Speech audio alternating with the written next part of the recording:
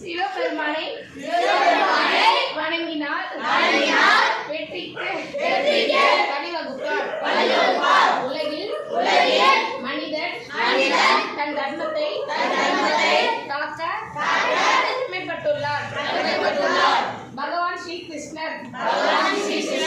எனவே இந்து தர்மத்தை காப்பாற்ற பாடுபடலாம் அல்லது காக்கும் கட்சிக்கு இதுதான் நம்ம வந்து கீதை எப்படி கண்ணன் சொல்கிறாரு, உன்னோட தர்மத்தை நீ காப்பாற்று.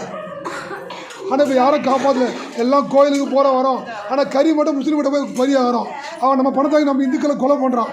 பாப்பா இன்னொரு படி இன்னொரு முறை கேளுங்கம்மா, நல்லா படிமா.